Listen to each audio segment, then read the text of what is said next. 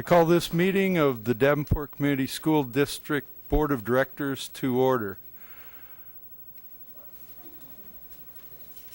We'll start with board priorities. Director DeFau, would you read our board priorities, please? The Davenport School Board establishes the following priorities to ensure the academic success of all students. Provide leadership and direction to improve the overall learning environment in our classrooms, schools, and district, including the health, safety, security, and happiness of students and staff, and direct and support actions, programs, and activities which reduce the impacts of poverty on our students, their families, and our community.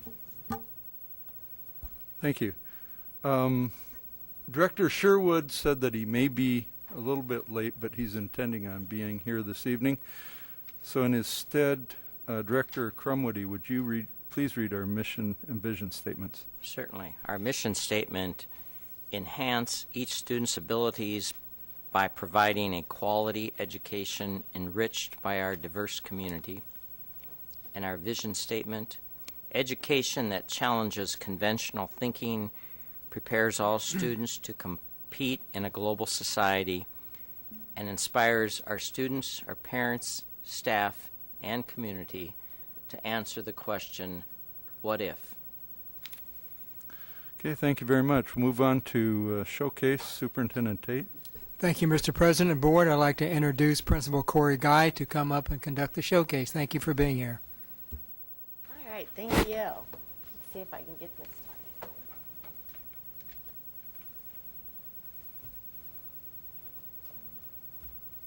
Okay. Well, it's nice to be able to be here in front of the board tonight and showcase how we start our year, because we just pretty much are only a month into our new school year, and we always start the year by looking at these kind of questions. Where have we been? Where are we, and where are we going? And that starts with looking a little bit at our data. We know that we're a data-rich school district, so we have a lot of data to look at, and I'm not going to bore you with all of the data, but I thought that there's some interesting data that we look at to make our decisions. So mobility and demographics, we look at things over the past 3 years to see how our school has changed. We've seen an increase in enrollment, but you can see that our mobility rate and our free and reduced rate has really stayed the same at McKinley. Our reading Iowa assessment scores, you can see over the last 3 years have changed. This is important data for us because we've made changes in how we deliver instruction to students who are struggling in the areas of reading.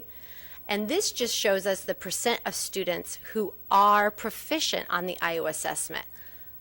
When we dig a little bit deeper, we look at students who have showed a year's worth of growth. And last year, we did some unique things at McKinley to make sure that all of our students, even if they were proficient or not proficient or advanced, were making a year's worth of growth. And if you can see, look at our reading scores from 2011-12 year, that shows that 29% of our students were showing a year's worth of growth to last year, where we showed 59, almost 60% of our students showing a year's plus worth of growth, and that is huge. And so we look at that data and make our decisions based on, are we going in the right track? We can see we are. We can see in math that we slipped a little bit, even though we made progress from 2011 to the 2012 school year, that last year that we didn't show as much progress. And so our decisions on our building school achievement team, we make decisions based on if we are heading in the right direction. So our BSAT looks at all the data, and there's a lot more data to look at, and we do analyze that as our building school achievement team. But then we decide, what are we doing now that's currently working? And last year, we started an RTI reading intervention and enrichment support time. And that's one of the district non-negotiables. So that's common to a lot of schools. What's different at McKinley is that during that regrouping time, we use that 5-step data process. And a lot of our schools use that for Common Core, but we use our DIBELS scores, and we track our data from the fall data that we have now to winter, and then we do another cycle from winter to spring. And the students who are showing that are not proficient, and that we dig deeper and we find diagnostic assessment, figure out what they need help in, and we go through kind of a complicated process of looking at that data, making decisions based on it, and regrouping students for what they need. Our students who are proficient during that 30 minutes, they get to go to an enrichment time in the library, which is all project-based learning, where they work on a theme that is common to that grade level. And so we really wanted to focus on not just the students who aren't proficient, because we know that we need to give them what they need in reading, but also our students who are proficient. How do we enrich that time and make sure that they are progressing and getting an enhanced curriculum experience during that 30 minutes. So that's unique from last school year, and we saw huge growth in our test scores on the Iowa assessment, but also on DIBELS and the amount of proficiency that we saw our students being able to read. And that really is the science behind educating. So we decided that this year we saw that little dip in our math scores, that we needed to add a tier 2 math intervention and enrichment time at the end of the day. So that 20 minutes that was approved was great for us, because we utilized that time to add that math intervention. So we're going to also continue our PBIS OVEUS supports. McKinley's been a PBIS school for 6 years. I think it's one of the longest PBIS, which is Positive Behavior Intervention Support schools in the district. So they started it. We have our 3 R's: respectful, responsible, ready to learn. Students are taught those procedures in all areas of the school. And we added to it our OVEUS, and which is our anti-bullying, but a theme to really rejuvenate that. So in the 2013-14 school year, we all, as a whole school, that's 2nd through 5th grade, read the book Wonder. And our theme was We Choose Kindness. So students in kindergarten and 1st grade read books about kindness. We read the second through 5th grade. They all read the book Wonder, had book discussions about it, a common language. Students really liked it. This is a picture of a book club that was held before school, that was an open book club that anybody could join.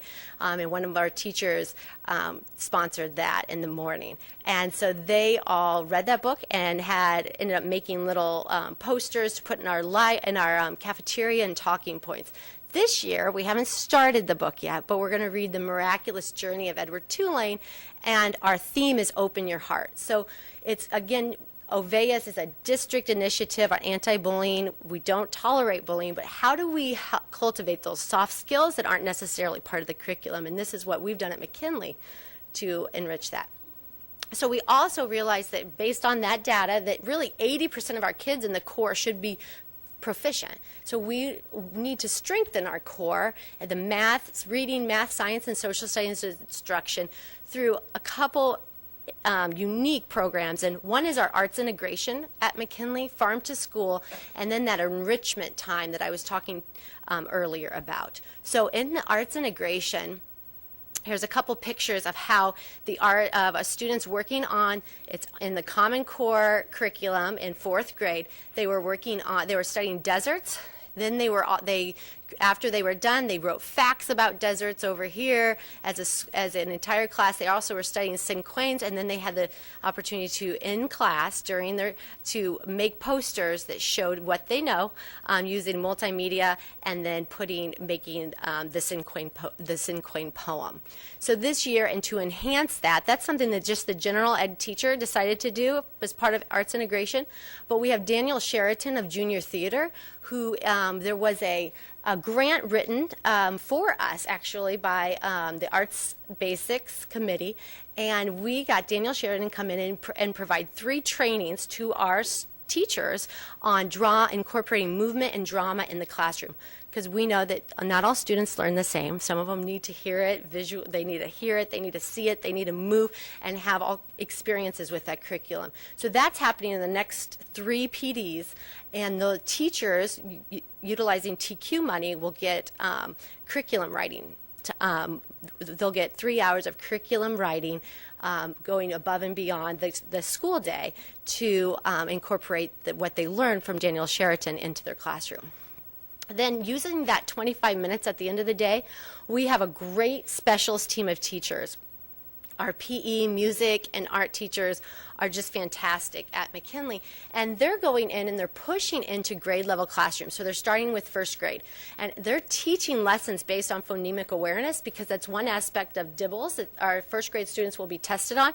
So they're going in and working in the classroom while the general ed teacher is in there on the aspects of phonemic awareness. So, but the music teacher is doing it through music, and the PE teacher is doing it through movement, and our art teacher's doing it through fine arts. Then on that Friday, the teacher takes over, and it's for 2 weeks, so now it's first grade. Then it's going to move to second grade and go up. That's the same time we have math, our Tier 2 math instruction. So when there's not Tier 2 math instruction, for 2 weeks they'll take a break of that, and they'll do our arts integration. Well, this got another project-based learning experience is our Farm to School program, and we're really proud of that at McKinley. I don't know if you saw that in the news, but you're going to be hearing from I brought some second graders and our second graders in Mrs. Parker's class here today to talk to you about Farm to School and what they've learned through that project-based experience. At McKinley, they go through the entire process of voting on what veggies to plant. They plant the vegetables. There's 5 garden beds. And then just recently, they got the opportunity to cook with Chef Robert. So if you didn't get a chance to see this on the news, we're going to watch a clip, and then you're going to have time to listen to our second graders.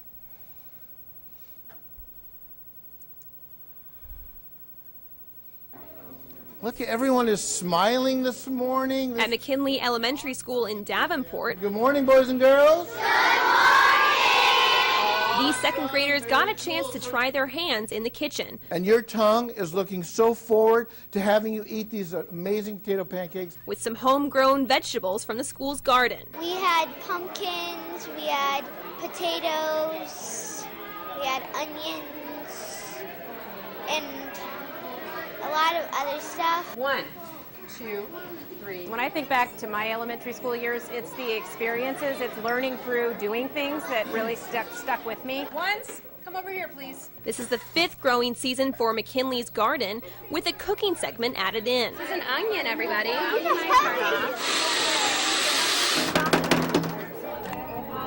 It's a great chance to learn about where your food comes from. It's a great chance to learn about community activities. Is this not the cutest carrot you've ever seen in your life? Hold on, I'm eating this.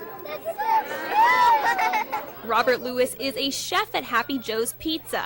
He says having the chance to give back to the community is what brings him to this cafeteria every year. I think it's important not only to know what makes food delicious, but what makes food healthy, and to make the right choices when they're at the supermarket. Let's say in the spring they vote on what vegetables they're going to grow, and then help harvest them in the fall, and then, help make food. It's great. It's all about trying new things. These are so good. It was really good. Even if they don't like them. Growing lessons from the ground up. In Davenport, Caroline Reinwald, WQAD News 8. So I'm going to give Mrs. Parker, she's here with 3 of her second graders who are going to share with everyone. We have the recipe for you if you want to try potato pancakes. You might like it a little bit more than that girl in the last segment, but come on up. Come on up, Mia and Erica. Hi, good evening. I'm Mrs. Parker, and I brought some students from my classroom. What we do, this was I think, one of the best events we have at McKinley, because it is hands-on through our second graders. We've done it for 5 years now, and last year we made kale chips, and this year last year we made salsa. The year before that we made kale chips. And this year we made potato latkes. And this year we really had a lot of support from Mrs. Sarah Davis-Priest and Mr. Florence, and they had it all organized. So when we walked in to that cafeteria, all of 60 of us, we all had to split up into groups. One group peeled the potatoes, one group food processed, one group mixed the ingredients, and another group peeled the carrots. So it was very well organized, and Chef Lewis had all of his chefs there from the community as well. So we went back to our classrooms and talked about, what would you like to be when you grow up, and, a couple of parents in my classroom are chefs as well. So we used our resources, and then we go back and do a recap and a how-to and write in our journals. And, of course, we wrote thank you notes to Chef Lewis. So I brought a couple of students to kind of share their experiences. It was a really fun event. Oh, yeah. Tell your name. This is? I'm Nia. Okay. And you want to just share how you liked, what you liked about it? About your... How did you like the onions? I didn't really like the onions. Because why? My eyes were watering. A lot. Do you want to read something that you wrote?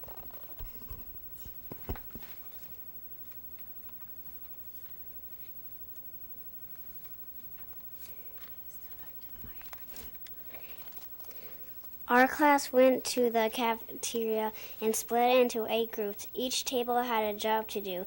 1. Wash potatoes. 2. Peel carrots. 3. Peel onions. 4. Shred potatoes. 5. Crack eggs. 6. Mix them with shredded potatoes. After that, some people got interviewed, but I didn't. After that, we all lined up, and then me and Nia got to try the potato pancakes.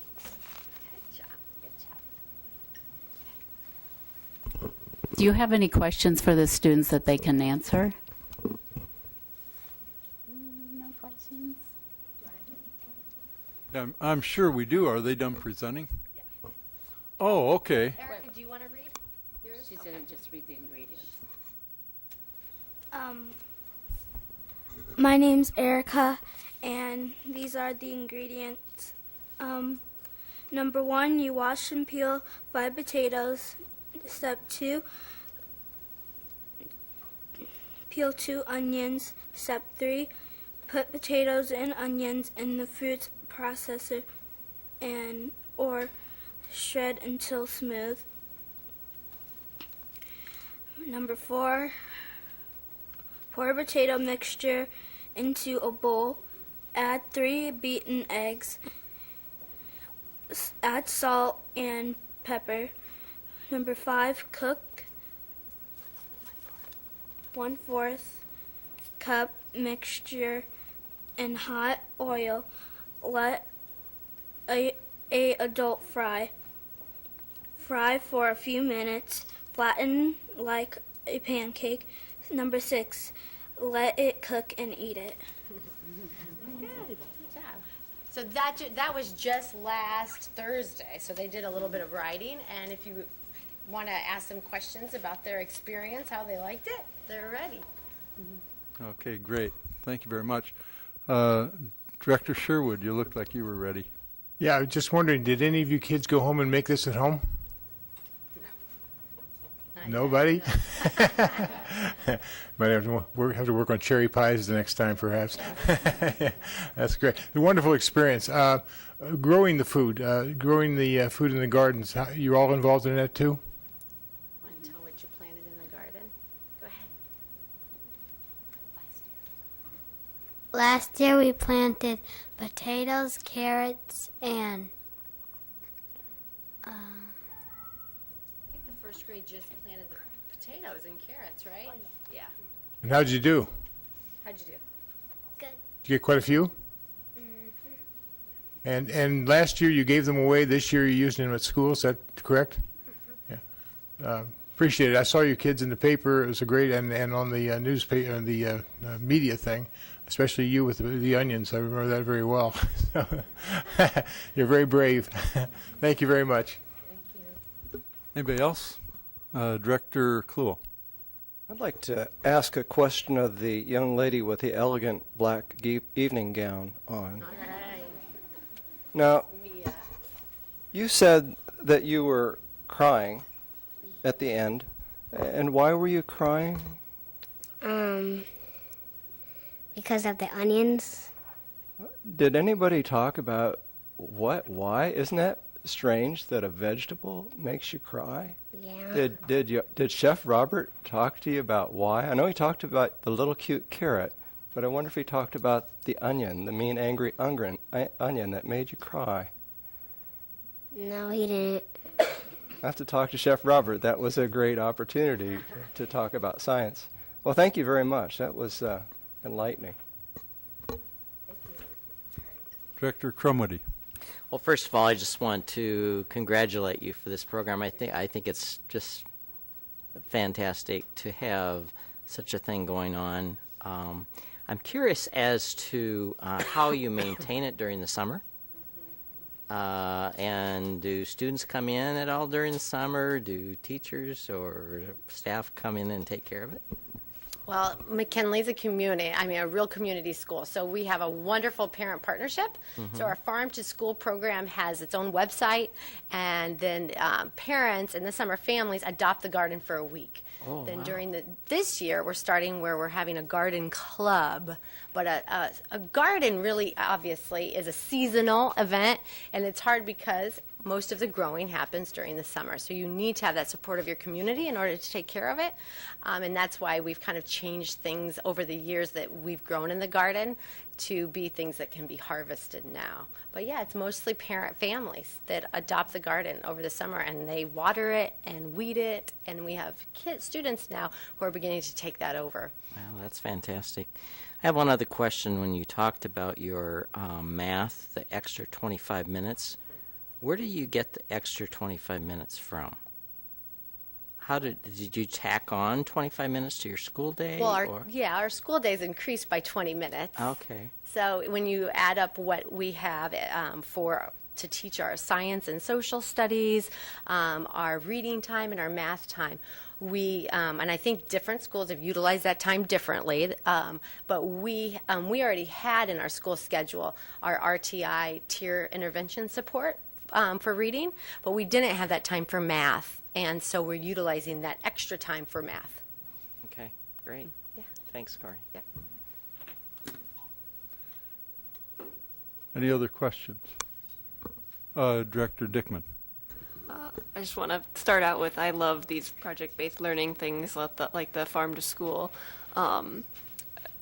When you were talking about it earlier, you mentioned that it was that when students were finished with something, that they got to do this. How do you, or maybe I misunderstood, all the students are able to participate in this, correct? And you were referring to the slide that showed the picture of the fine arts. So the main lesson was they were learning about deserts, and they were learning how to summarize and get facts from. And so they took that lesson. They took their facts. They had a web as a whole group, and then the application, because after a whole group lesson that is presented, students have to apply it in some way. And so their application of it was to draw the desert. Actually, it was through different media, and then they were also studying about poetry and to write a cinquain with the facts that they had learned. So Thank you for clarifying that. And then for our students, I want to compliment you on coming and speaking before us. I know that that's a little scary sometimes. You all did a wonderful job. I could see how calm and while you were all listening in that little video clip there, and that's very impressive. I was wondering if any of you wanted to come up and talk about what your favorite part was about doing the gardening or maybe doing the cooking. And if you think you're going to try cooking more different things at home. Do we have any volunteers? Come on up, Eric. All right. Nia's not shy, are ya? All right. What was your favorite part, Nia? When we did the pledge that we said that I will not spit out the potatoes on the floor. That was funny, wasn't it? Yeah. All right, good. That's cool. So the cooking event. What was your favorite part, Jackson? When we got to plant the potatoes and carrots. Yeah, you like planting. What was kind of neat about this group is they were first graders last year. They planted the potatoes that then they got to harvest and make the dish with. So that's a real full circle, and we haven't done that in past years. Erica, what was your favorite? Mixing and the pledge. Yeah. Did you ask another question? Oh, just if they think that they'll do more cooking at home. Will you do more cooking at home? Was that fun? Want to do it more? Yes. Okay. All right. They can't sit down quick enough. Director Snyder. I just wanted to thank you guys for coming. Erica, Nia, and Jackson, you guys did a great job. Thank you for speaking about it. And Ms. Parker and Ms. Guy, I think this is a simple yet brilliant program. Anytime you bring the kids together, as well as solicit parent involvement, it's hard to lose when you put those together successfully. So thank you guys. Anybody else? I've got one question on the, you were talking about a year's learning in a year. And you had some pretty good statistics there. Relative to a couple years ago, you were up at, I don't remember, but in the 40s or 50s. So do you believe you can get to 100% on that? Well, that would be our goal, for sure, 95% to 100. We want our students to, if they come to, for our students who aren't at grade level, they need to make twice those gains. So they need to make 2 years of growth. So we at least need to ensure the students are all making a year's worth of growth. And we know with research that there's a lot of slack over the summer, that we get that summer slump, then they come back and we have to rekindle that learning and make sure that they're still making progress. But yeah, that's something that we need to look at, and we need to make our decisions based on it. So I appreciate all that. And you're using the 1 year as a threshold, kind of. I mean, it's a point that you want to get to. Do you do any measurements like to determine what the average is? That is data we can find out very quickly.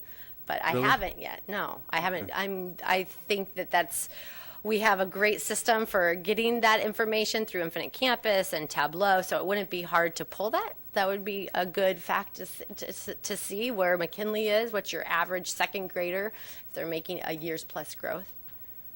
Yeah, just You'll have to come by. Huh? I said, if you want to come by, we can look at that data. I will. All right. I'll come by and look at that data. I'd be really curious about it.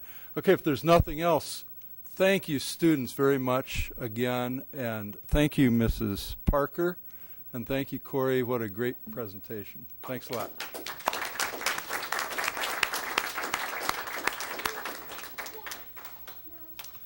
All right. So now we're on to the introduction of new student board members.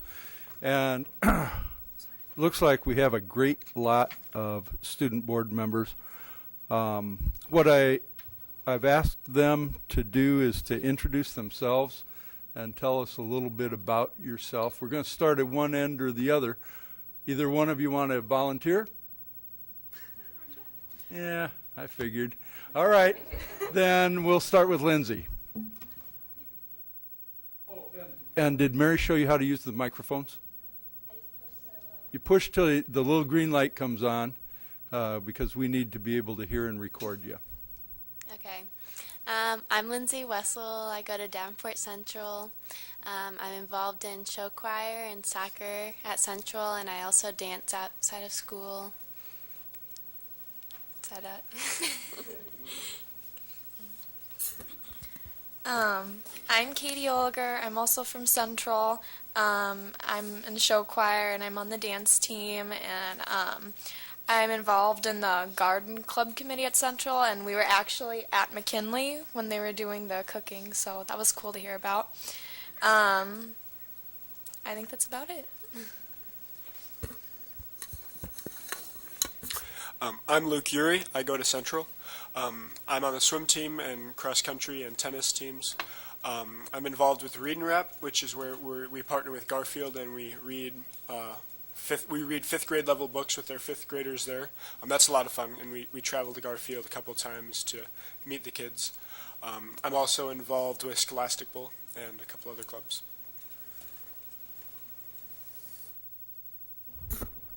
My name is Calvin Jones Jackson. Not involved in anything. I'm from Mid City. I'm not involved in anything in my school because we don't have anything. But I was on the school board last year, and I graduate in December. Yeah, that's it. My name is Mitchell Dunn. I am a member of our speech and debate team at Davenport West. I am a member of our ecology club. I am a former class officer, and I'm currently an intern with United States Congressman Dave Loebsack.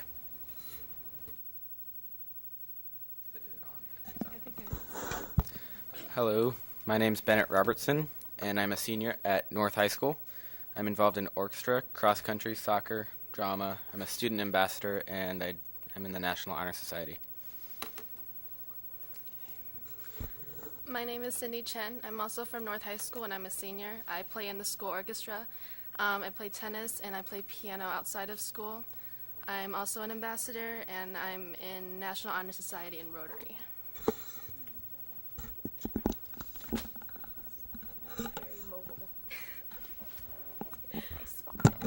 Hi, I'm Rachel Garlock. I go to North as well. I'm in band and color guard. I'm in choir and show choir. I do theater, and I'm the business manager for Drama Club. I'm in student council, North Ambassadors, and National Honor Society. So it's fun. My goodness. You know, I'm really, really happy that all of you are here. And we, the board, look forward to interacting with you and to listening to you. And it is really important that you're here. We need advice from you. We need your thoughts. And I would open this up a little bit, not too much, but if the board has any particular questions or thoughts that it wants to share with the new student board members. Anything? Director Sherwood. Yeah, and I apologize for being late. I had a medical appointment I had to make. And this may have been stressed when you were doing your the welcome that they did for you, but the last group that was set here, and Calvin was one of them, the last group that was here contributed a great deal to our conversation and our deliberations, and we would expect the same thing from you folks. President Johansson will give you opportunities to do that. Various board members will give you opportunities to do that. But when you come here, be prepared to talk about the things that are on our agenda and give us your perspective, because if you don't do that, you're just kind of stumps. So we want to know what's going on out there and what your thinking is, okay? So that's the only thing I'd have to say. Thank you. Anything else? Director Kluhl. Well, just from the matter perspective, nobody up here is probably under the age of 25, are we, Maria? Darn close. So it's really important, as everybody has said, what you have to say, because our experience is different than your experience. I mean, our job is all about you. It's about education. It's providing the best equipment, materials, and personnel we can to make your experience worthwhile. But we lose sight of what's going on in the classroom. We really don't know, but you do. And so that's the biggest thing that you all bring forward, to let us know what's going on there. And Superintendent Tate, I think, will organize you to talk about the issues that are going on in a particular week or 2-week period, to tell us about that. But it's interesting, we've had conversations up here about things like policy with cell phone use. Most recently, we've talked about vaping. These are issues that we need help from the other side of this table to deal with, and you guys are in the best position to do that. So don't be overwhelmed by this. It's one of these things where you kind of step into it, you'll see how it works with discussion, but don't be shy. Don't sit back. Push that button, raise your hand, and tell President Johansson you have something to add. That's why you're here. Thank you for signing up and listening, and Godspeed. All right. Director Snyder. I wanted to thank you guys for taking the commitment that you did to be student board reps. You guys are in kind of a neat position in that you are the liaisons for your student body and us. So if there's things that are on your students' minds, bring them to us. We're going to solicit you guys to get information for us. When there's certain topics that we're working on, we may send you out and say, see what your peers think. Feel free to jump in conversations. You guys are important. We're up here for you guys and your students, and your thoughts really do matter. There will be times where it doesn't feel like it's an honor to be here, when things get long and drawn out, and some things will be kind of boring, but it is an honor to be here, and you guys should be proud of yourselves. And again, if there's anything on your minds, please feel free to speak up. Thank you. Anything else? Director Crumwoody. Just real quick, I just want to welcome all of you and thank you. It's already been said, but I want to thank you again for taking the time. We know what busy schedules all of you have, and we know that sometimes you're not going to make it to these meetings, but we hope you can be here on a pretty regular basis. I think it was Director Sherwood who has said, you know, last year's group really participated a lot, and I've been on this board for a few years, and every year it seems like it's getting better and better. And I think this group is going to be better yet. So thanks again for joining us and spending the year with us. Thank you. Anything else? Oh, Director Dickman. This is the first year that student board members have been initiated since I've got here. The last set of student board members was already here when I was initiated. So this is kind of exciting for myself and Director Snyder. And I know some of you had many long lists of things you're doing, and so we do appreciate you fitting us into your busy schedule.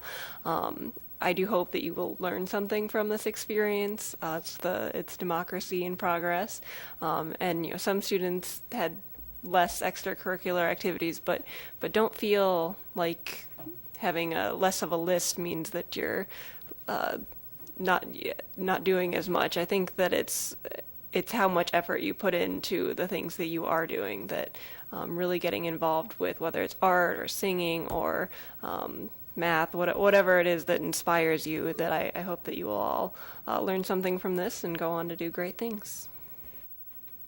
Thank you. Anything else? So I want to thank you once again. We're going to get moving here pretty quickly. I will also want to thank all of your parents and families for the encouragement. I want to thank your teachers or principals that have helped get you here. One thing I was thinking as I was listening to all of this is, well, two things. One is that part of my job is to keep the meeting going and try not to let it go on too long, but this is such an important part. I figured we should take a few minutes. Another thing that's going to happen is that in a heartbeat, it's going to be next spring and you're going to be graduating. And time, at least up here, it's going to fly by so fast. One of the things that happens is that when we start getting toward that point, we try to ask all of you to think about how can we improve. And that means how can we, the board, how can we improve these interactions. Sometimes, depending on the students, what you have going, and in fact, a couple of you were talking earlier about websites and IT stuff and things that are pretty interesting, but technology is changing quickly. But I want you to be thinking about that a little bit during this year, and we'll ask you that question towards the end of the year, and you'll have an opportunity to say something or to make a presentation. There are all sorts of different ways to have that happen. So, unless there are any other comments, questions, or unless any of you have anything to say, we're going to move on with our business. If there's nothing, thank you very much. We'll move on with communications. Director Kluhl, would you please read our upcoming events? I'd be happy to. Some of this stuff is dull because we just read it, but it's hard to get emotional about the upcoming events, so I'll just read it. Number one is September 15th at 4:30 p.m. special call open meeting, long-range district goals and their relation to board expectations and superintendent goals here in the Jim Hester boardroom. On the September 15th at 6 p.m. special call open meeting will be on the superintendent goals and professional development plan here in this room. On September 22nd at 6 p.m., the annual meeting and regular meeting will be held here in the Jim Hester boardroom. On October 1st at 4 p.m., Policy Committee meets in the Executive Boardroom. It's right back here. October 6th, 5:30 p.m., Committee of the Whole here in this room. October 7th, 3 p.m. is Legislative Advocacy Committee meeting in the Executive Boardroom right behind us here. October 8th, and from 6:30 to 8 p.m. is the Legislative Ice Cream Social, and that's going to be held here. Has any student school board members come to that in the past couple of years? Never been here. This year, I really want you to make an attempt to come. It's fun. It's an ice cream social. It's an old-fashioned kind of event where we build relationships with legislators. We'll have at least 6 legislators here, and we'll be talking about them, about what they can do for us and what we can do for them to keep them informed about education. And again, as we break into small groups, your discussion, again, is most relevant to legislators as it is to us. So come for the ice cream, stay for the talk. On October 13th, 6 p.m. regular board meeting here in the boardroom. October 27th at 6 p.m. is a regular meeting here in the boardroom. And on the 29th of October, tentatively planned, is a legislative forum where we will have legislators gathered likely at Madison Elementary School to talk about education and what they believe about education in terms of the upcoming election. That's tentative, but I just wanted to throw that in there to be a little bit extemporaneous anyway. All right. Thank you very much. Next is open forum. We have no open forum requests, but it's something that we encourage members of our community to take the opportunity to present to the board any concerns that they have with things going on in the district. So I just want to highlight that, and but we'll move on since we have none. May I have a motion for the consent agenda? Mr. President. Director Crumedy. I move the consent agenda as presented by the administration. Thank you. Is there a second? Is there any discussion? Call for the vote. Director Crumedy. Yes. Director Sherwood. Yes. Director DeFau. Yes. Director Kluhl. Yes. Director Snyder. Yes. Director Dickman. Yes. And my vote is yes. Motion carries. Thank you. May I have a motion regarding approval of bills? Mr. President? Director Kluhl. I move that the board approve the administration's recommendation for the adoption of bills from the bill listing period of 8/21/14 through 9/3/14 with the following voided check, and that being check number 319982 in the amount of $365.96 payable to Scott County Sheriff, and that is part of a resolution being resolved that all claims presented to the board having been duly certified as correct by the Secretary and reviewed by the administration and board members, and they are hereby audited and allowed as just claims and warrants drawn in the Treasury for the several amounts. All right. Thank you very much. Is there a second? Second. Is there any discussion? Call for the vote. Director Kluhl. Yes. Director Dickman. Yes. Director Sherwood. Yes. Director DeFau. Yes. Director Crumedy. Yes. Director Snyder. Yes. My vote is yes. Motion carries. Thank you. Superintendent report. Thank you, Mr. President. I think the members of the board have received a copy, maybe 2 or 3, of the State of the District report, the last one that's out. A wonderful publication of our community relations and partnership marketing outreach, and you can't help but read this and feel very proud of the things that our district has done. I mean, what they do is they start as soon as the school year begins and just make a list of all the great things which are taking place, the wonderful accomplishments of our students and employees, and in fact it takes a long time to cull that list down to something that will fit in here.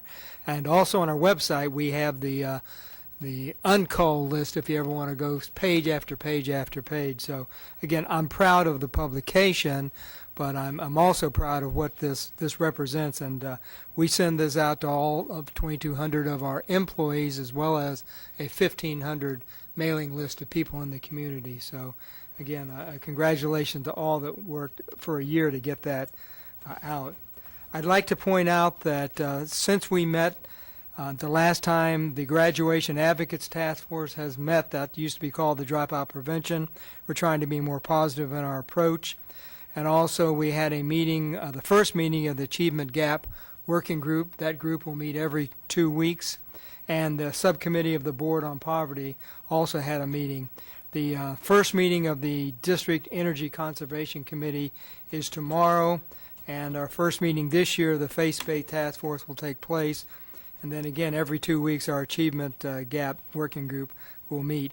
At this time, I'd like to turn to our students and ask if anything going on in the schools that might interest us, and Rachel will begin on that side this time.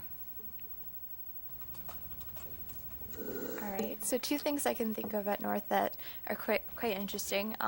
First one being student council is coming along very well with planning out homecoming and homecoming weeks, spirit themes, and a new aspect that we're bringing to the table this year is the Thursday before homecoming, we are actually going to be doing a bonfire at North, so it'll be really fun. The other thing is that marching band is putting on their show. It's themed around the 75th anniversary of The Wizard of Oz, so that will be very exciting.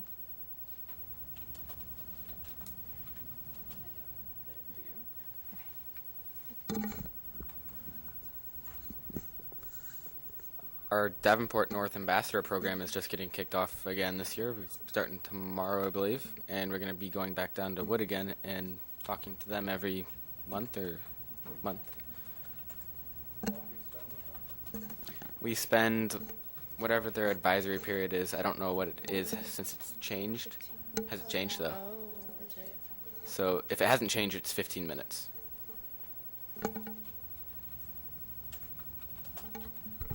So there's a lot going on at West right now. We just began our homecoming week this week, and that's where my partner Olivia would be today because she is a homecoming queen candidate. I also wanted to share our AP Human Geography test scores. So of 72 students, 44 received a 4 or 3 or higher, which would be 61% of the class, which is 10% above what would be the national average of 51% and getting a 3 or higher. And that's all I have. At Mid City, we are getting ready for a student blood drive, and each student that draws blood gets a T-shirt, and they're just now finishing the library, and our cafeteria is like, it's not a cafeteria yet, it's like tables. But yeah.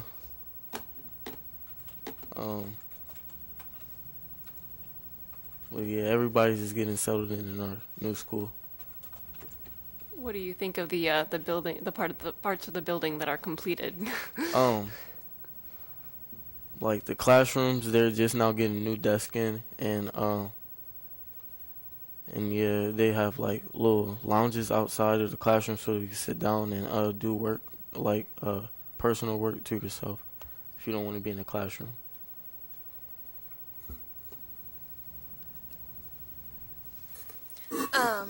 Some new things at Central. This was the first year that we have a school garden. It's just right outside our cafeteria.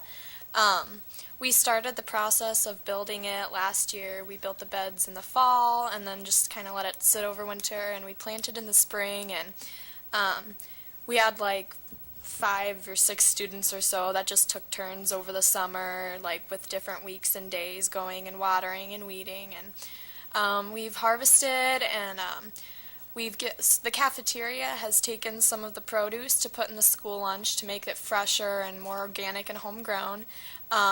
We're looking for other places to donate to or find or that'll take the produce off our hands in the future, years to come. So that's, something new, and we're very proud of it and very happy that it's growing and getting such positive feedback. What did you do at McKinley with the kids when you went down there? We were just there to make sure, because, they were using the sharp tools, and we were just there to make sure that the garbage was getting thrown away and that the kids were being safe, and just to help out and volunteer any way we can. Another new club we have is the TED Ed Club, which is run through the organization that does TED Talks. And it's where students can share ideas of their own that are innovative in some way, and they can share them with the rest of the world. We've also had a pretty positive response to the new start times in general. I haven't heard too many complaints about it. I like it better, personally, as well as to the cell phone policy. Everyone is using cell phones in the hallways, and, I mean, people did before, but they'd always be told to put them away, and so it's just a lot nicer. It's a real nice addition. I haven't felt that it takes away from learning at all. Another thing that's going on at Central is the start to homecoming. Although ours isn't till October 4th, they just announced court last Friday, and they changed, instead of having 2 odds this year to get into homecoming, there's only 1. And then homecoming this year is at the River Center again from last year, so it's a nice place to have it. Anybody think of anything else while the other students were talking? Mr. President, that concludes our report. Great, thank you very much. That's pretty exciting stuff. So now we'll move on to other items requiring action. May I have a motion regarding approval of contract with Global Security? President. Director Crumwitty. I move the administration's recommendation, the contract with Global Security for secured courier services estimated to be $43,000. Thank you. Is there a second? Second. Is there any discussion? Director Kluhl. Just curious why this was pulled out of the consent agenda and put on the regular agenda since it's under $50,000.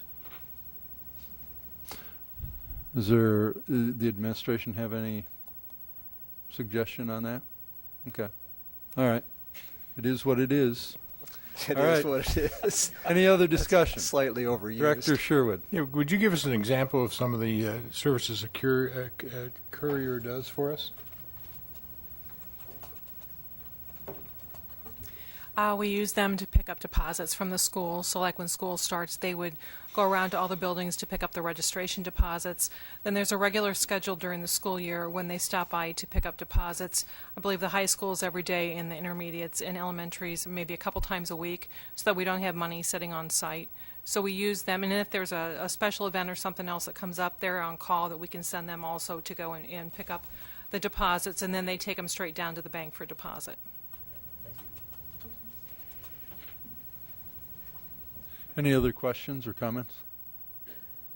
I've got a question on the attachment A. It indicates fuel surcharge, but then it says NA, but the rate charged is $2.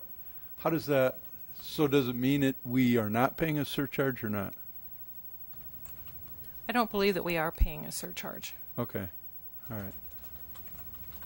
All right, any other discussion? Okay, we'll call for the vote. Director Crumwitty. Yes. Director DeFile. Yes. Director Dickman. Yes. Director Sherwood. Yes. Director Kluhl. Yes. Director Snyder. Yes. My vote is yes. Motion carries. Thank you. May I have a motion regarding approval of contract with Vera French? Mr. President, Director Dickman. I move the administration's recommendation that the board approve the contract with Vera French for $54,676 to provide school-based therapy services at Mid-City High School. Thank you. Is there a second? Second. Is there any discussion? Director Dickman. I'm curious if all of the different providers in the area were looked at, or if we went with Vera French because we've had a working relationship with them before.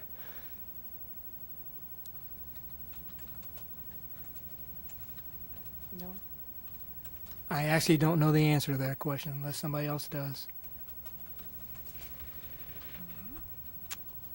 Well, I guess then I would like to see that information, I guess, at a later date. All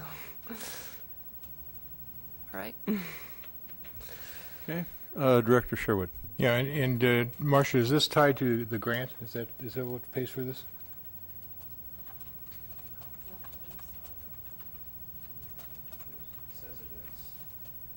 So it does say it is?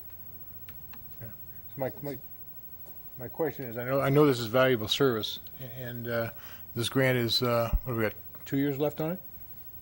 That sounds about I believe that's correct. 2 years left on it. So I'm wondering how we're planning and what we're doing to maintain this service after the grant disappears. So that's some information I'd like as well, is how we can maintain this. This is the kind of thing that should be part of our daily practice. I do have just a little update. We have met, I met with, are you talking about the high school grant?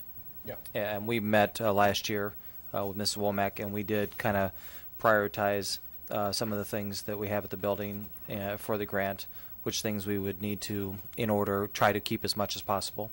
So we have had those preliminary meetings. I hope this is one of them. Yeah. Thanks. Any other discussion? Director Kluhl.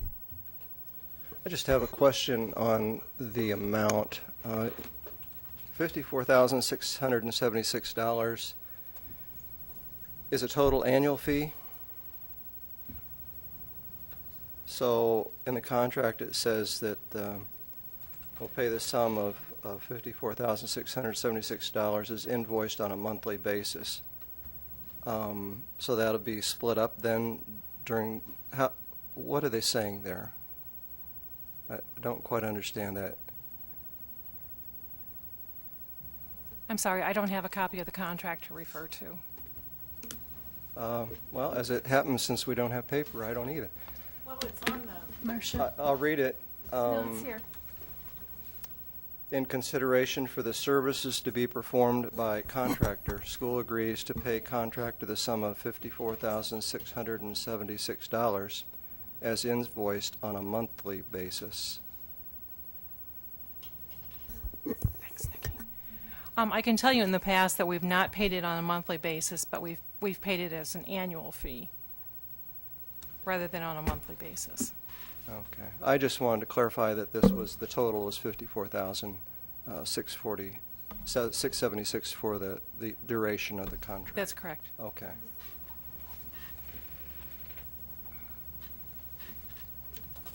That answers my question. Thank you. Any other discussion? Director Dickman. Would it cause significant problems to defer the vote on this to a later meeting so that more can be done to look into to make sure that this is the best provider in the area to provide these services? If we waited till the next meeting to get that information, would that create problems? Superintendent Tate. Mr. Scott, do you know how important this is to be approved tonight? I don't. I was, information I had was just a reoccurring, that was our past practice, our past contract we had with them, and it was just reoccurring again for this year. So we did, not to my knowledge, did we go out and actively seek other community interest in this project. So, I mean, we can, I guess we can, but if that's the desire of the board to go back out and research other groups and maybe not award it to Vera French, I mean, we could do something like that. I would be comfortable just simply renewing the contract, but maybe in the future look at, since there are multiple providers of mental health services in the area, to look into that for future years to reevaluate where would be the best place to get the services from. Okay. Director DeFau. Under the terms of the agreement on page 1, this is a renewed contract that has been rolling annually and actually took effect July 1 of this year. So I would think that we would have, it's one of those where it's coming to us after the fact, and I would assume be obligated to approve it. Any other discussion? Director Crumwoody. That's my understanding also. If you go through this, it's just a continuation of that grant. Right. Right. Yeah. So I don't think we could have another provider at this time. I was just curious. Sure, sure. Any additional discussion? Okay, we'll call for the vote. Director Dickman. Yes. Director Sherwood. Yes. Director Snyder. Yes. Director DeFau. Yes. Director Crumwoody. Yes. Director Kluhl. Yes. My vote is yes. Motion carries. Thank you. I have a motion regarding approval of contract with Unity Point. Mr. President, Director DeFau. I move that the board accept the administration's recommendation and approve the contract with Unity Point for skilled nursing services for the district at $50 an hour. Thank you. Is there a second? Second. Is there any discussion? Call for the vote. Director DeFau. Yes. Director Crumwitty. Yes. Director Kluhl. Yes. Director Snyder. Yes. Director Dickman. Yes. Director Sherwood. Yes. My vote is yes. Motion carries. Thank you. May I have a motion regarding approval of contract with Accurate Home Care LLC? Mr. President, Director Dickman. I move the administration's recommendation that the board approve the contract with Accurate Home Care LLC for skilled nursing services for the district at $48.75 per hour for RN and $39 per hour for LPN. Thank you. Is there a second? Second. Is there any discussion? Okay, we'll call for the vote. Director Dickman. Yes. Director Kluhl. Yes. Director Crumwitty. Yes. Director Snyder. Yes. Director Sherwood. Yes. Director DeFau. Yes. My vote is yes. Motion carries. Thank you. We have a motion regarding approval of 28D agreement for District Police Liaison Officer. Mr. President, Director Kluhl. move that the board approve the 28D agreement with the City of Davenport to appoint Andy Nienrink as the Davenport Community School District Police Liaison Officer. Thank you. Is there a second? Second. Is there any discussion? Director Dickman. I'm curious if the liaison officer, does he meet with staff or administration to discuss how, if there are any issues that the district could help to avoid problems, to go over local laws and things like that, or talk to students or parents who might be having trouble, so that the police office can, or the police officers don't have to have negative run-ins with our community members. Am I being clear? Yes, yeah, he's very proactive in doing that. He actually works here in the ASC, but he does go out to schools quite often. The schools that have resource officers, he does the coordinating with them, but he is there to serve the schools. He's there to advise us, to help us, and I think that our mindset in the district is to try to keep issues internal and solve the problems here rather than involving the police. And even when you have the police resource officer at the school, their mission is to try to keep the police force out of our schools if possible. So he does a fine job. He's very aggressive and, as I said, proactive in making sure we get the support that we need.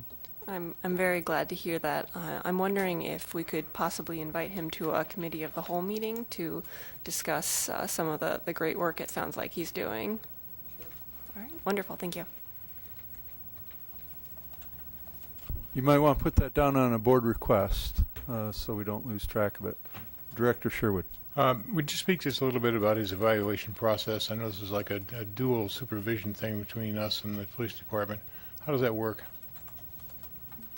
Rob, why don't you go ahead and address He is that since he evaluated works for you?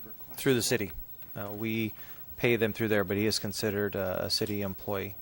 And how do we get feedback from our own personnel about his performance? And this doesn't have anything to do with Andy. I like Andy. He's doing Sure. a fine job. But we have a history of a lot of these guys. So how do we get feedback to know that we've got the best person doing the best job? It's a great question. From a substantial feedback, he's in direct contact all the time with all of our schools. That, I guess none of those red flags come up as far as him not providing the needs and the services of our principals or our buildings. But And we so- don't systematically Yes, ask. yeah. I mean, like I said, I think it's I don't know if it's a feedback that we've actually asked a direct question before. Okay, thank you. Any additional discussion?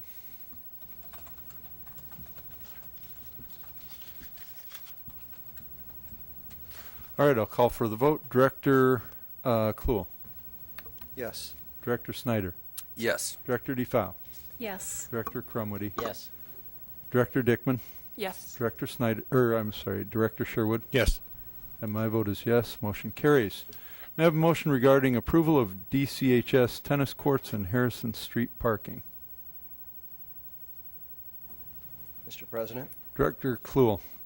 move that the board approve the project to relocate tennis courts to Brady Street Complex and build additional parking for Central High School on Harrison Street at the existing tennis courts. Thank you. Is there a second? Second. Is there any discussion? Director Snyder. I'm still concerned over the discussion that we kind of started last time about the auto mechanic shop, and if there's any impact on that, and where if it would have to be moved, if this would have to be moved out further, the gym or the new auditorium or pool, what effect that would have on parking. If the pool building were to be relocated further south, I would have to think that that would take up more parking than is currently anticipated, making the need for additional off-site parking greater. Director DeFau. And I think at this point in time, we're still talking about a lot of unknowns. And based upon the meeting last week, I'm not confident that we're close to having a final approved concept for the project. And with that, I still believe then that this is a premature vote. We don't know yet what the scale and scope of that project's going to be on Central's campus, and I am not willing to commit dollars to this project at this time until those T's are crossed. Any additional discussion? Director Sherwood. I have not exact feelings, but I'm kind of leaning in Nikki's direction on this for a couple of reasons. I think that we withheld 2 courts there for tennis in the hood activities that United Neighbors might do, so those 2 courts are existent. If push comes to shove, we might have to reconsider that as far as parking space. And so I don't know that that option is part of this overall thought process either. So I have that issue, and I have an ongoing issue with most of the designs I see. This thing looks to me like it's, from what I can tell, almost a desert as far as plant material in this thing. And we have to be more responsible about putting more trees and things into our designs. And this is just, I know this is not a complete design, but it just this and the Mid-City High School thing we'll be talking about later, it just seems to be very little thought given to this kind of stuff. Now, we don't have to add a ton of money to the planning to put plant material in. We can just size down on what we're calling out on our specifications. But we have to get trees and shrubbery into these things. We have to do it because it's important for carbon capture. It's important for the environment of the city. It's important for those parking lots and heat retention in those lots and the kind of damage it does to cars and all those reasons. It makes good sense. So I would, before I'm going to vote on this, I want to see a more complete idea of what that's going to look like. And again, I think I have some sympathy for what Nikki's talking about, because I think we really do need to know exactly what we're looking at for parking to really evaluate whether or not we're going to have to take that whole site, because that might be a possibility as well. Additional discussion. Director Kluhl, did you have something? Yeah, Mike, Okay. could you speak about the impact from delaying this vote tonight? I think if the decision isn't tonight, that it would certainly prevent this from being completed before next spring when we start work on the new building, presuming it goes in the current scheme location. And I think Director DeFau is correct that that's not 100% certain, that scheme. And we expect that at your November COW meeting, Mr. Larison to make a more detailed presentation of what we think will be more certain. So we will know with much greater certainty if there are substantial changes by then, but that delaying the decision any further would prevent us from being able to do that before next spring. So it would mean we need to find alternate arrangements for parking for the high school come next spring, because we wouldn't have this available. We have had conversations with Palmer College about using their parking lot south of the high school. We haven't concluded those. But if this is not available, we'll find something else to solve that problem.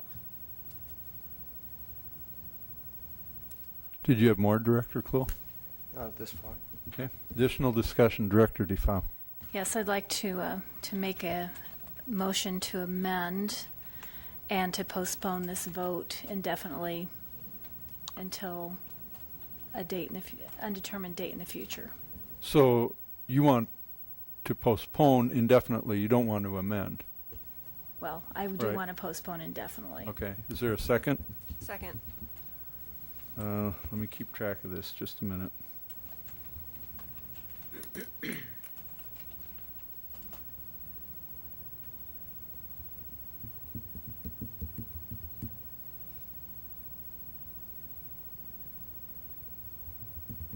Is there any discussion on the motion to postpone indefinitely?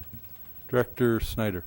I'll be supporting this because I think part of what I was searching for in my question when I asked about the location of the auditorium and the pool is we may be looking for a whole lot more than 50 parking spaces if this thing has to be pushed further south.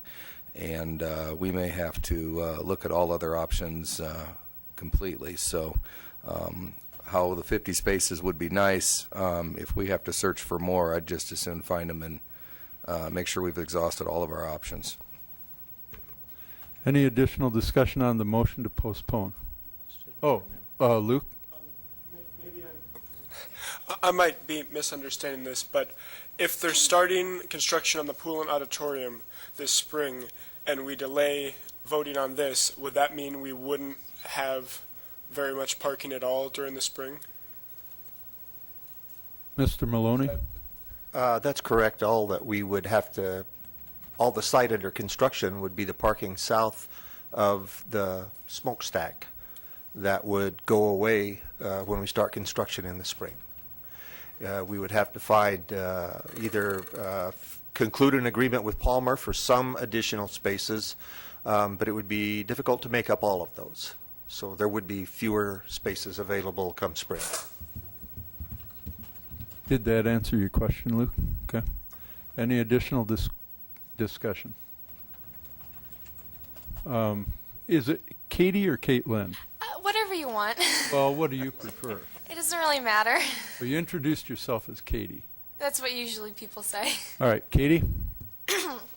I just know that when we enrolled in school and stuff, and we bought our parking passes initially, and when we had our senior class meeting, we were told that we were given an update on the construction and what the plans were and what the parking situation was, and we were told that there was going to be less parking, and we were told that come winter and spring that the juniors and people that were not seniors were not going to be able to park at all, and that the tennis courts were going to be available to us. And I'm just concerned because I know there was a lot of seniors that paid, what was it, $35 for their parking pass, and if that space isn't going to be available to them, I'm just concerned with what their reaction is going to be if they don't have the parking. It's a great point. I don't know that there's any way to address that in this meeting. Mr. Maloney, do you have any remarks on that? We expected that we would get an agreement with Palmer and or get this lot underway and or find other arrangements that we explained to Mr. McKissick. We'd do everything possible to have parking available, but the exact counts were not known, and we couldn't, as our student rep said, they were told that they may not be parking available. Okay, thank you. Any additional discussion? Director Sherwood. Yeah, just one last point. In the comments in this material about what we're doing to talk students and faculty into not driving, that was pretty, I guess weak would be the word I'd choose, weak in the response. We're encouraging them to ride the bus. We're encouraging them to carpool. It seemed to me about a 5-minute conversation to come up with that. I would encourage the staff to take that view of how we reduce the demand for parking more seriously and to come up with more creative solutions to that rather than these kind of prefabricated answers. That's what I would encourage.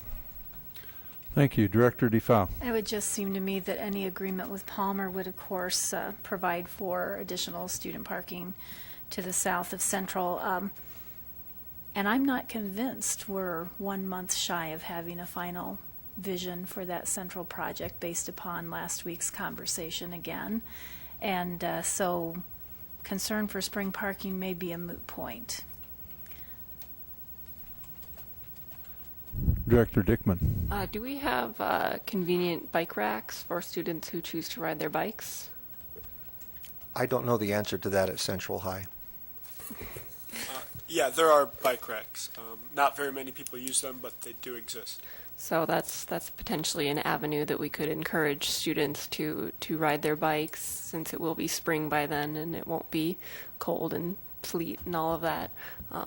So while I appreciate that our students have paid for their parking pass and may feel that they're having to make sacrifices to have the pool constructed, I hope that everyone will pitch in and be willing to get some exercise. Any additional discussion? Director Kluhl. Just for the student school board members' information, this has been a long, drawn-out process. And I don't know how much you read the newspapers, but at one point we had everything set to go. We had a contractor hired, and it was pretty much a done deal. The board felt that on further inspection that the contractor that we'd hired was inappropriate for the job, and so we let them go. So we started this process over. The last meeting that we had that you weren't here for, we thought we were again on track, but there's now an issue with the automotive industrial arts section there, and the board is considering what to do with that. And so Mr. Maloney is going to be coming back with information on that very soon. And I hate to slow this process down, but I believe that given the current situation, we would be better off to wait until we knew a little bit more about what this was, how we're going to deal with the automotive arts. It pains me to understand the parking situation that's going to probably occur there, but as Mr. Maloney said, we'll deal with it. We'll do what we can.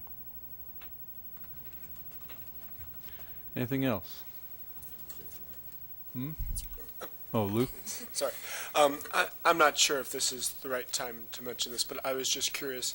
When we had the other architects working on the pool and auditorium, they were very involved with both the swim teams and the PE department and the creative arts departments at Central for the product they would be getting. And with these new architects, we haven't seen any of that, and I was just curious of what the communication process is like.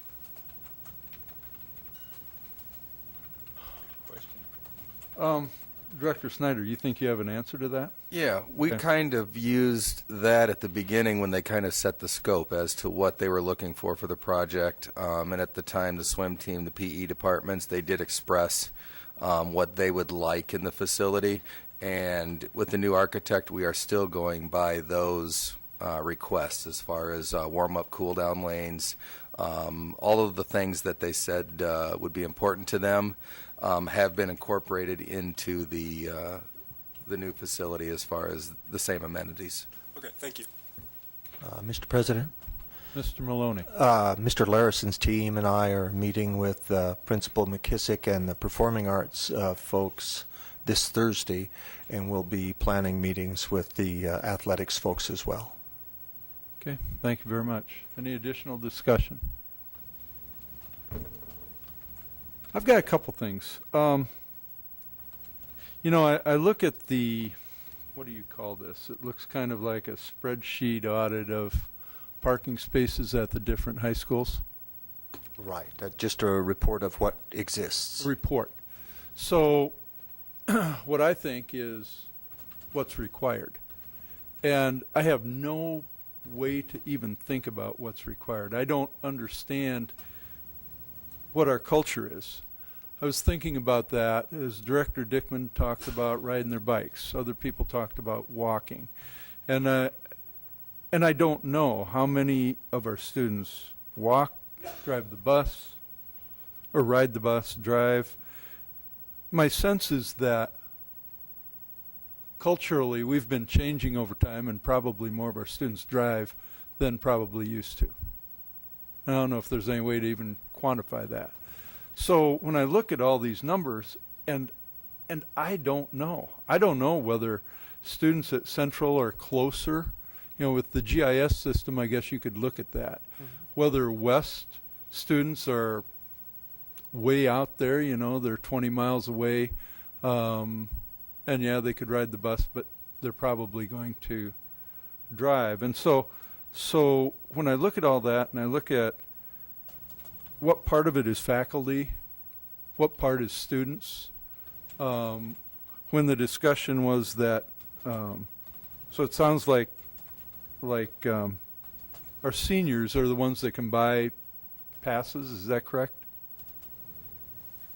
Parking passes were first available to seniors. I believe they sold 50 or 100. 50 or 100 or so, and then on the first day of school they opened it up to the juniors for the rest of the passes. So would you gauge that only 50 seniors drive their cars to school? No. Okay, I didn't think so. Luke? The parking lot has not been full through the first 3 weeks of school. It's not that there aren't 50 spots open, but there have been about 10, I would guess, spots open on a regular basis. Yeah, it used to, I remember in years past, if you would come to school late, it was hard to find a parking spot, but it's almost easier to find a parking spot when you come to school late. Wow, I appreciate that. That's the kind of thing I guess I'm looking for is what do we really need? I think about the showcase earlier, and there was something that they had up there, something like where were we, where are we, and where we're going. And I guess that's what I'm kind of thinking of when I look at this. And if we have 10 spots open right now, guesstimate. Can I answer that real quick? Because I have had feedback with Mr. McKissick on that. He did not sell as many parking passes this year, so there are more kids parking on the streets because he didn't want to go through the point where they would then have to tell them they couldn't park anymore and collect them. So there were less parking passes sold this year. Okay. Because they didn't want to have to figure out how to pull them back from who. And so, yeah, and I understand that. I appreciate it. But I guess I'm still looking for some way to quantify it. All we have is how many parking spaces do we have, not how many do we need. And I consulted with our civil engineer and also looked it up in the Institute for Transportation Engineering manual. They don't make a recommendation in the ITE manual, but they survey nationwide, and they report on what they find. At the low end for inner city urban high schools, this is Chicago, New York, so forth, it's 1/10 of one spot for every 10 students, and for suburban schools, it's 1 spot for every 4 students. So for Central, that's a range of about 135 to 712. So that range of what is nationally isn't helpful, and what the ITE manual says is to apply engineering judgment to local circumstances. So that's what we've tried to do in talking with Mr. McKissick and with our civil engineer and looking at the space available. And I appreciate that, but if I understand your ratios correctly, it sounds like you're saying it's nationally between 0.1 in an inner city and 0.25 in a suburban setting in terms of spaces per student. Right. And at Central right now, we have a .279, which would be in excess of, according to this report, which would be in excess of what is nationally out there anyway. So if we use that statistic, we say we got plenty of space. That's what's reported. And they, like I said, don't make a recommendation. They say local judgment. I understand. Can I ask what number you're referring to? I cannot, for some reason, I'm see that referring online. to the penultimate line item, current space per student ratio. On the report that we have here, that What does it is- say for, it says what for Central for student spaces? says current space per student is .279. And that's That- in the parking at Davenport High Schools dated 8/19/2014. That would, in my math mind, that would mean there are over 400 and some spots for students at Central. You've got a total of, let's see, 398. No, that's staff and students together. That's right, that's staff and students, but then down in the ratio that's indicated, it's just indicated as current space per student ratio. Okay, So- thank you. Yep. Mr. President, I have to Mr. make. Maloney. I'm sorry. I have to make clear. It's one. That high end ratio was one space for every 4 students plus staff, which is 125 at Central, I'm told. Okay.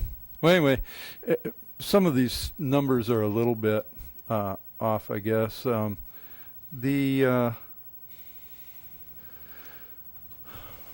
And right now, we're still discussing the motion on the table, which is to postpone indefinitely. And I will still generally be looking for a little bit more definition on the numbers, as I've indicated. But is there any other discussion on the motion to postpone indefinitely? Director Sherwood, did you have something? No, I'm going to vote to support this motion, but I'm a little concerned that I think there's a kind of I'm getting a feeling that there's a mood on the board that tends to degrade this project a little bit. I mean, to water it down. It's just a sense that I have, and it's probably, I hope that's incorrect.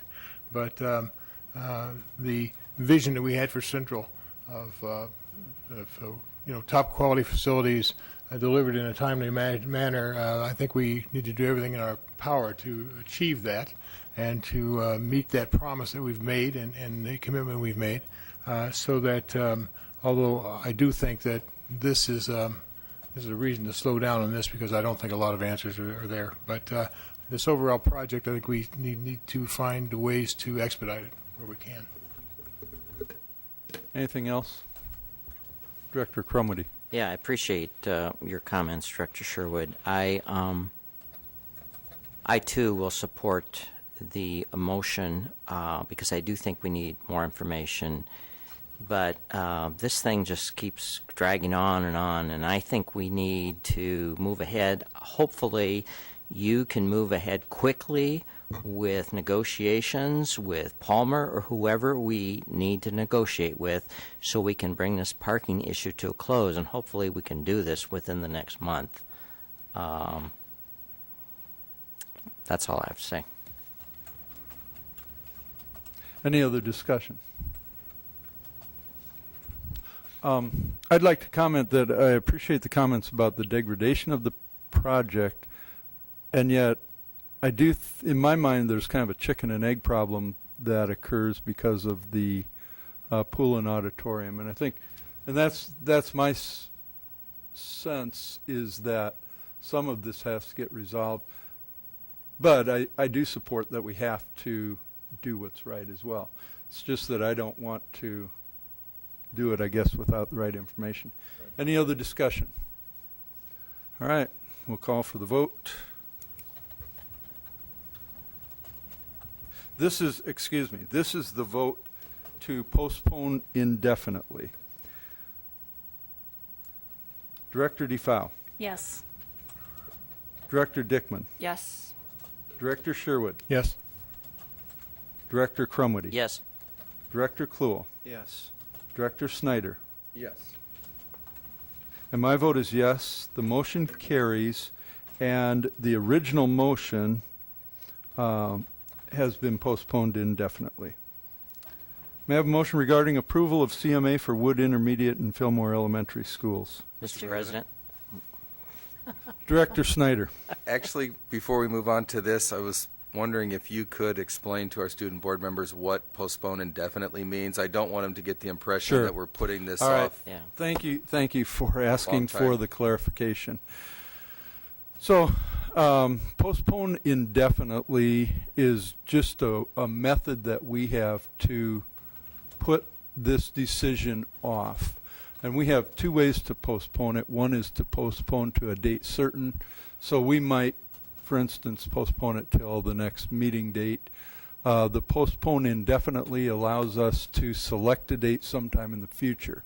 Now, there are a lot of other things that could happen, but the intent by the board is really simply to postpone it for a while, and that's what indefinitely means here, until Mr. Maloney comes back or the administration comes back and says, we've got more information, and we have an agenda committee that's the vice president, the superintendent, and the president. They'll discuss that, and they'll bring that back on an agenda, and it will be sometime in the future. This is not going to go away, as Director Crumwoody said. You know, kind of let's get it done. The board wants to get it done. The administration wants to get it done. We just want to do it right. Does that kind of explain to you what we mean by postpone indefinitely? Okay, great. Thank you very much. I'm curious if our student board members also have access to our acronyms cheat list to help you understand. I know, like earlier in the presentation, we were talking about DIBELS and PBIS and things like that. Have you guys gotten access to? I know that was. Get that to them. Okay, that might help you guys to understand. There's a lot of gibberish and shorthand that we use just for expedience, but yeah. Thank you for that. We'll move on with, and since, I guess, Director Snyder, you weren't trying to make the motion to approve the CMA for Wood. Is that right? So we'll let Mr. Crumwoody. All right, Director Thank you, Crumwoody. Director Snyder. Director Crumwoody. I move the administration's recommendation that the board approve and award the construction manager agent contract for Wood Intermediate and Fillmore Elementary Schools to Russell Construction in the amount of $793,051. Right? Yeah. Dollars. Rubbing off on you. Second. Thank you. Yeah. All right, is there any discussion?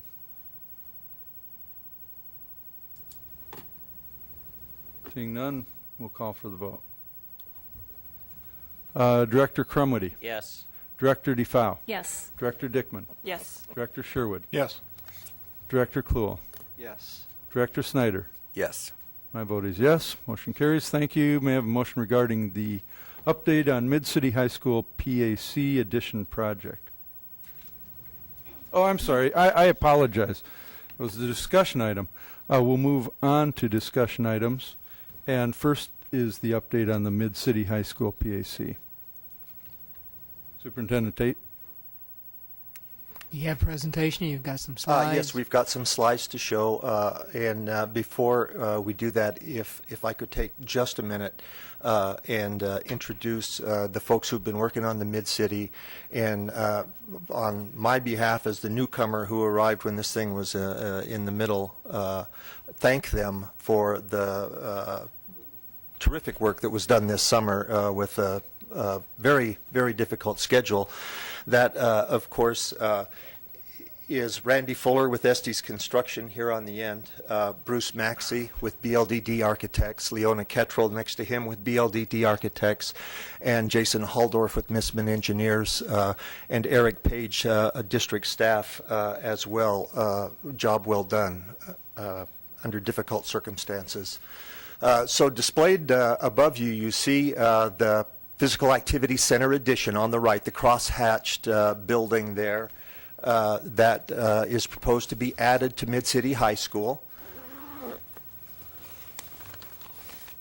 Let me remark as well, we have taken note, Director Sherwood, that we need to engage a landscape architect for a little advice before we've completed our work here.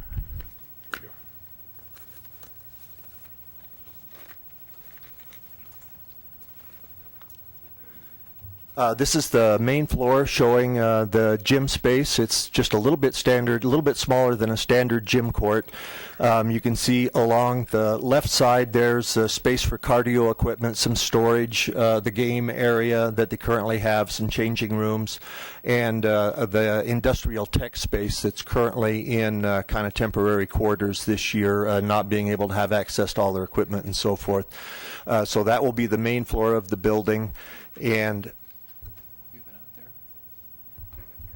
above, the gym space is open above to the second floor. Then we have a music classroom, 2 additional classrooms, IJAG and robotics, and then there's a conference room for staff, some storage, and the corridors are designed, and the folding glass walls in the classrooms are designed for the same 21st century look, feel, and collaborative space operation as was designed into the main building.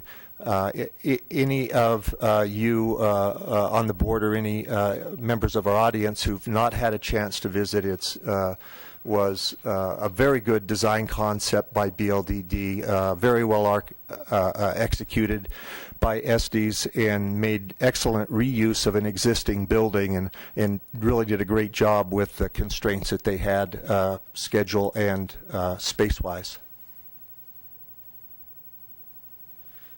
This is a rendering of the gym building there on your right.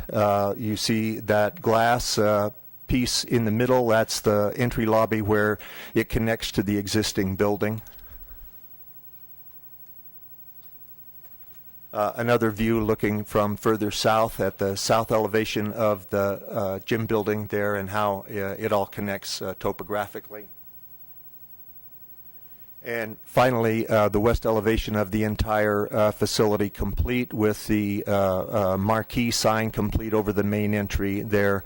That's some of those parts are still yet to be delivered and installed. So that's what it will look like. You saw as well in your packet, we've provided you with a detailed budget provided by Randy and his team at Estes Construction in collaboration with the architects, and the program for the building meets all of the requirements that we set out to do. Dr. Klipsch and his staff have been very involved in the creation of the program requirements for this space. We did multiple iterations of how it might be best laid out and arranged schematically, and we have been able to fit all of the things that Dr. Klipsch and his staff asked for into this space and into the $4.2 million budget that you have authorized. And moving ahead, we would be back to you in October with the first bid package for site work and foundations in order to get this underway for completion in January. I or any of the members of the project team would be happy to answer any of your questions.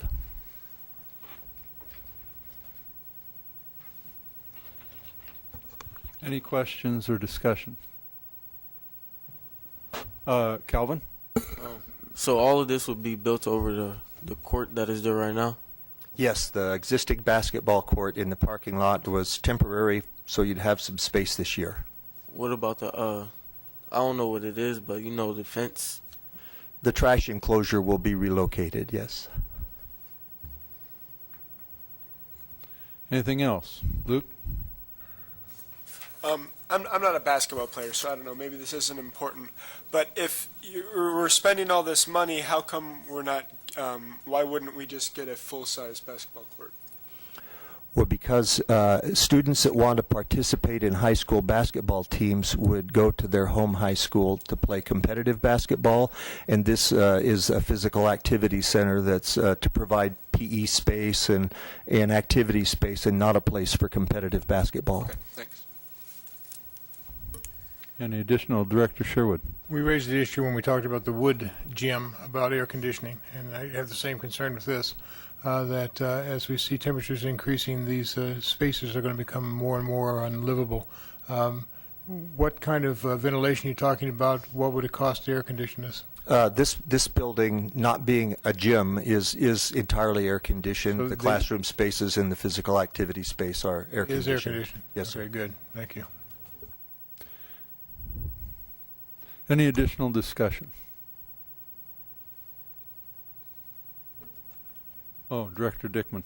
I just wanted to compliment Mr. Maloney for jumping in, and the rendering at least looks beautiful, and I think that it's great to see that all our alternative high school has the same regal type appearance that our other high schools have. Director Snyder. In that rendering, it shows the ground across is kind of almost level looking. But if I remember the front of that property, there's a significant drop off to the side of that building. Are we talking about bringing in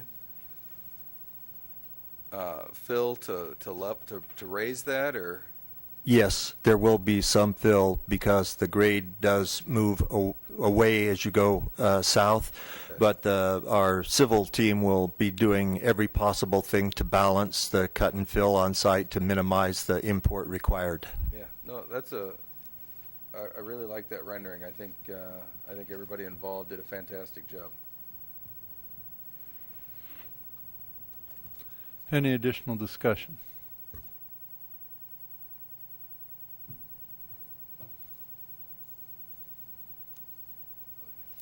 Nah, it's something just kind of rolling around in my head. I think I'll bring it up at a later time. Anything else? If not, thank you very much for your presentation. We'll move on to policy review. Director DeFau, would you lead us in that, please? Certainly. The policy committee met last week and are bringing forward 4 policies for board discussion and action at a later date. 50204 is our policy on communicable diseases and subhead students in the student section. Modest changes made by our nursing head nurse relevant to the name of the group that manages the information and providing more detail about what data is reported. Are there any questions or comments regarding this policy? Okay. Continuing on, 602.19, service fees under instruction. Mrs. Tangen is recommending the deletion of this policy since service fees are addressed under 50607, fines, fees, charges, and waivers. Any comment regarding the potential deletion of this policy? Yeah. 50211, student special health services, and there were no recommended changes.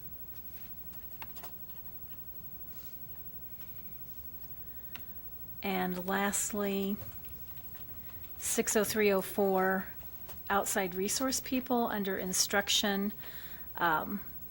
While there was no recommendation for change by Julie Staszewski, the board policy committee believed that line 1 represented a philosophical statement, and so are recommending striking that sentence from the policy. So, any questions or feedback on 60304? Director Dickman? I'm assuming that other policies cover safety-related issues for having outside personnel or people or community members coming into the school. Yes, we do have policies relevant to volunteers. Just double checking. Certainly. Student board members, anything that struck you in seeing these policies? I know it's the first time.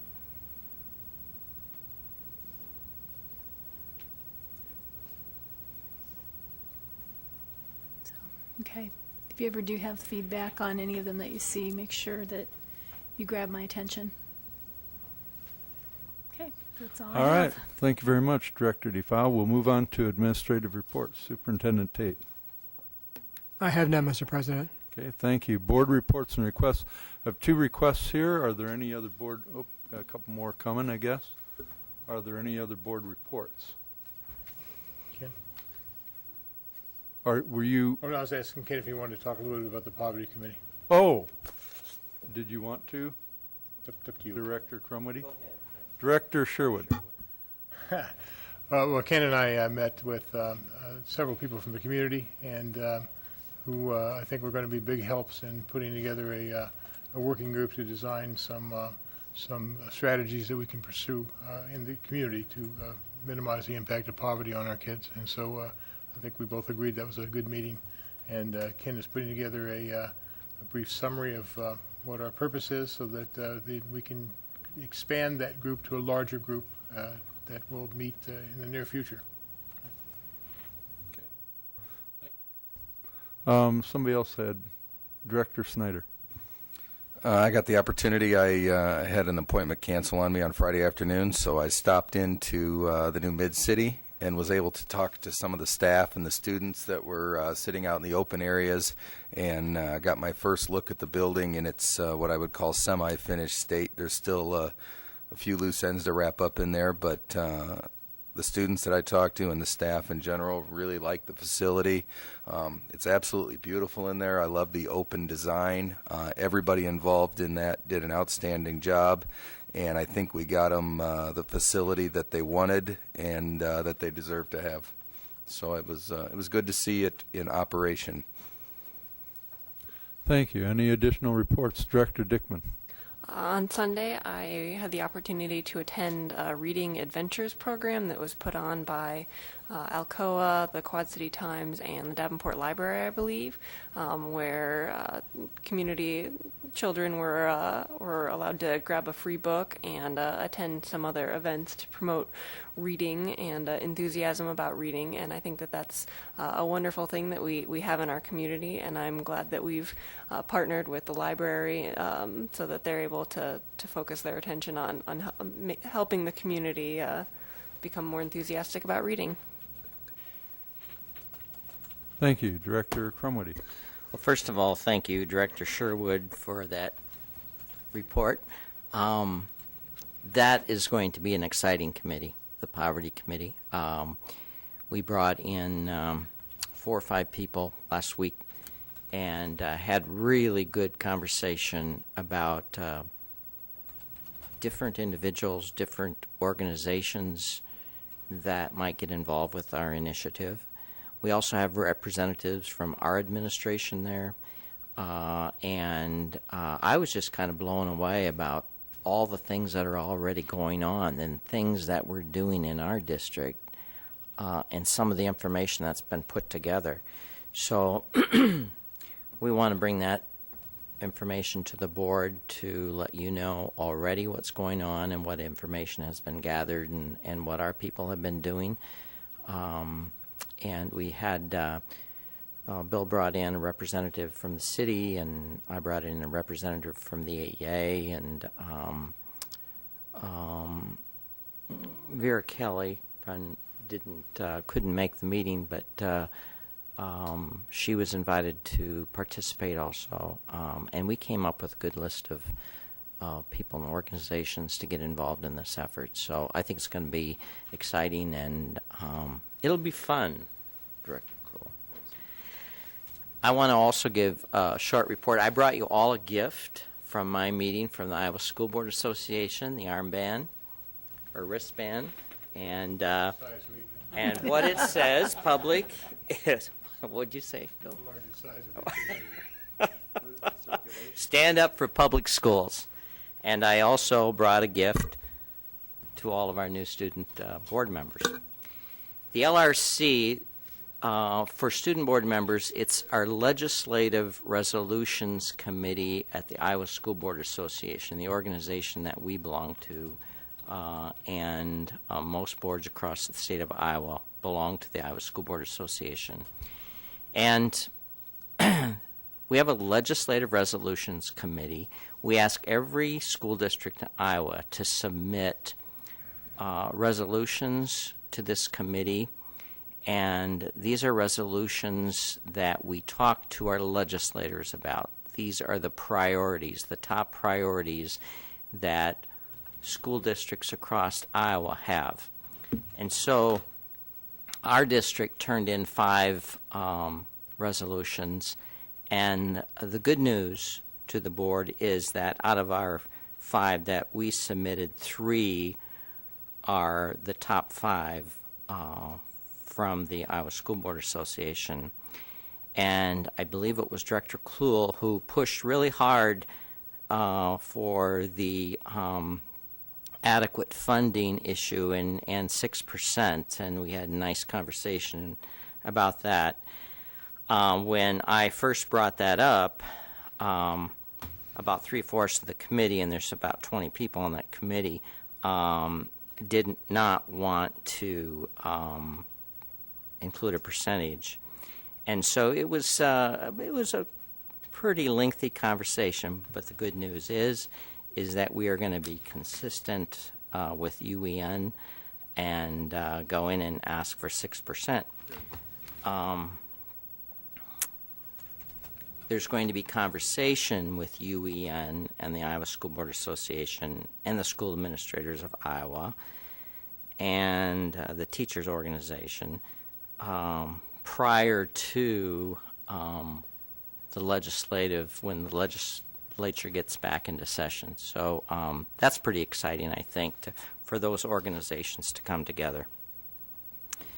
The other resolution that we agreed on was to increase funding for preschool. One that was not listed in the resolution packet, but we submitted, and I had indicated that the majority of that committee had conversation this past summer, and that was the mental health issue. And mental health was one of our top priorities. Mental health funding for school-aged children, which that's a huge issue across the state, not only in urban districts like ours, but are also rural districts. The Iowa Corps and supporting development of rigorous standards and benchmarks, and also the last one that was a high priority because the area education agencies have suffered big cuts the last few years, and the last resolution was to support adequate financial support for the area education agencies. So that's our work. There's still being wordsmithing going on, and as soon as it's all finished, then I'll bring it back to the board. Thank you. Any additional reports? I've got just a note, I guess, to clarify, because I had a responsibility to invite some of the people to the poverty meeting, and one of those was Vera Kelly, and I want to accept most of the responsibility because I think I asked her either the day of or just the day prior, so I didn't give her much notice, but she's always helpful. I want to thank her for being helpful, and I'm sure that we'll get somebody on that committee from the NAACP. With that, we have a few board requests. I'll go ahead and read those. First is an agenda item request from Director Sherwood, dated 9/8/14, presentation on the district's capacity to design and maintain grounds. Information request from Director DeFau, 9/8/2014. I would like a report on how schools have adapted their schedules based upon changes to the bell schedule and in some instances increases to the curricular day. Director Dickman, dated 9/8/14, agenda item, invite the police liaison officer to a committee of the whole meeting to discuss current initiatives. Director Dickman, dated 9/8/14, information request. Can we talk to our student board members about creating art to be hung in the executive boardroom? That way each student board can be remembered with a collaborative piece of art. Director Clough. I've got one. I just wanted to read through it here because it's a little convoluted. But earlier we had McKinley Elementary here. Anybody go to McKinley? All right. Did you? Too? We could, no. Great school. It's my local school. But one of the things I was going to mention but didn't was that it was great to hear them talk about working with Chef Robert and working with others there to make things happen at the school, because frankly, we're short of funds. The board has been talking the last couple of years about what we're going to do, and it looks like we're going to have to cut up to $3 to $4 million a year for the next several years from budgets. It's going to be a hard process. You're going to be hearing some very lengthy discussions about finance, but it's not going to be all that boring because it's going to be hitting you in the classrooms. $4 million a year is a lot of money. But what my request is that administration take a look at House File 2271. This was just recently reauthorized, and it's the school operational sharing bill. Something that we are trying to do, one of the things that we're trying to do to try to save money without increasing class size, doing things in the school buildings, are those things that are far away. And so what we can do with this is something that we've been talking about for some time. What can we work with other school districts to do? For instance, working with North Scott, which has the largest transportation responsibility perhaps in the state of Iowa, but we have a large transportation schedule too with our buses. What can we do to work with them to lower the cost for all of us? Now here the legislature, in their wisdom in this particular case, has come out with an incentive to make that happen. So I think it behooves us to take a look at that, see what efficiencies we might be able to find. Thank you. Any additional reports or requests? If not, I'll entertain a motion to adjourn. So moved. Is there a second? Second. All those in favor say aye. Aye. This meeting is adjourned.